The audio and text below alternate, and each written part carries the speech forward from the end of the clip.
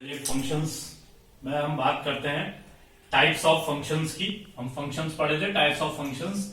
सबसे पहले अगर मैं बात करूं तो हमारे जो मेन फंक्शंस हैं वो है one one and many one, और दोनों ही फंक्शन जो है वो onto and into दोनों टाइप के होते हैं। That means one one onto, one one into, many one onto and many one into. आपको समझना होगा इनमें डिफरेंस क्या है।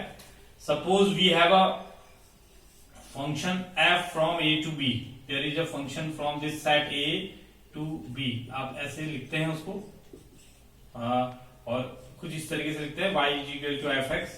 आपको पता है here y belongs to this b and x belongs to this a, and in this function there are some elements like this a b c d, and there are some p q r s t like this. This function f is said to be one one if जैसा कि इसका name है one one और हिंदी में इसको एक ही हम बोलते हैं, तो वन वन है। तो जैसे सपोज करिए इस a की इमेज इस f के रेस्पेक्ट में ये q है, इस b की इमेज सपोज करिए ये s है, इस c की इमेज सपोज करिए ये b है, इस p है, ये p आपका है, एंड इस d की इमेज जो है वो r है, इस तरीके से। तो आप देखेंगे इंडिविजुअल एलिमेंट की इंडिविजुअल इमेज है। दैट मीन्स आपको ये फंक्शंस में पहले ही क्लियर है कि each and every element of this first set will correspond और will related with unique element in B. लेकिन फंक्शन में ऐसा पॉसिबल होता है कि एक से ज्यादा एलिमेंट एक ही से रिलेट हो जाए, ऐसा पॉसिबल है। एक एलिमेंट एक से ज्यादा से नहीं हो सकता, लेकिन एक से ज्यादा एलिमेंट एक से हो सकते हैं।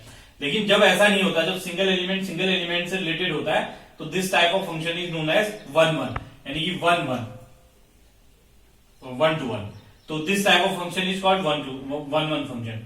और यहाँ पे जो एलिमेंट है दिस टी, ये एलिमेंट स्पेयर रह गया इस बी में ये एलिमेंट बच गया, तो इसका मतलब ये है कि in that case there is an element in B which have no pre image in A. हम ये कहेंगे कि बी में कोई एटलीस्ट एक ऐसा एलिमेंट है जिसकी कोई प्री इमेज नहीं है, मतलब जो खुद किसी की इमेज नहीं है।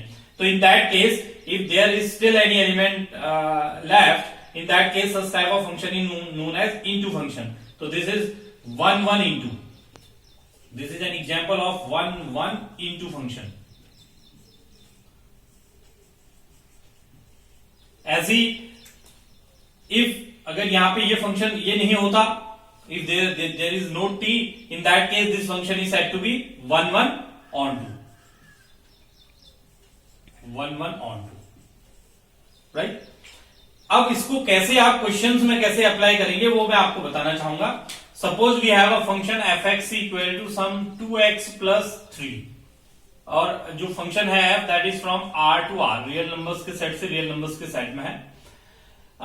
हमें ये चेक करना है कि ये फंक्शन वन वन है कि नहीं है। तो what we will do, we will take some x belonging to some x1 x2 belonging to r। हमने ये मान लिया कि, या आप ये भी कह सकते हैं a to b भी कह सकते हैं, यहाँ पे r to r हमने ले लिया। तो फॉर दिस r, इस r को बिलोंग कर रहा है, और कंडीशन हमने ले ली कि fx1 इक्वल टू fx2।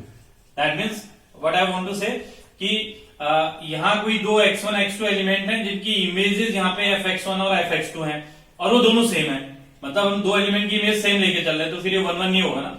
तो अब यहाँ पे अगर हम ये दिखा दें कि x1 and x2 both are same, in that case that means there will be no such element, different elements whose images will be same. तो fx1 इक्वल टू fx2 से आपको मिलेगा 2x1 plus 3 equal to 2x2 plus 3।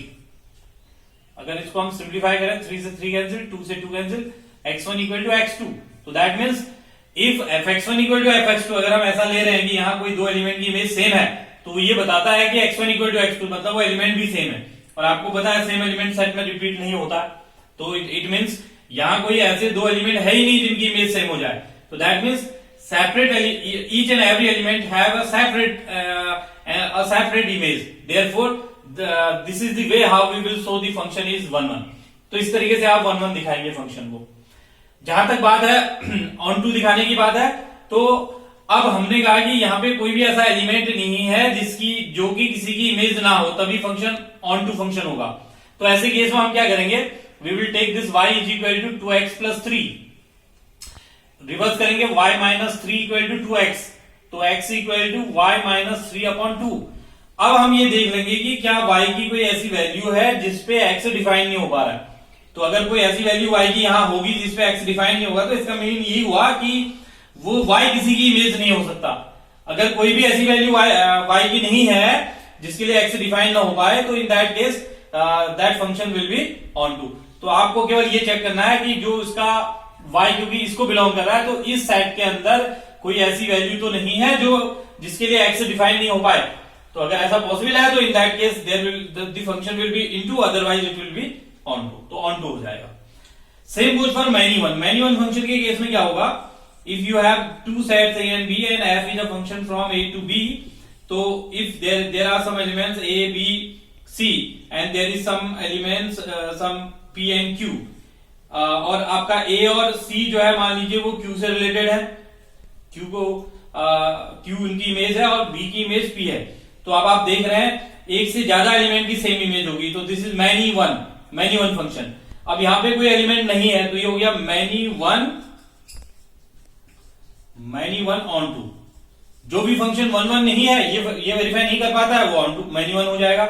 On to के लिए आप on to का process यही है फिर से कि यहाँ पे कोई ऐसी y की वैल्यू ना हो जिसके लिए x सेटिस्फाई ना हो।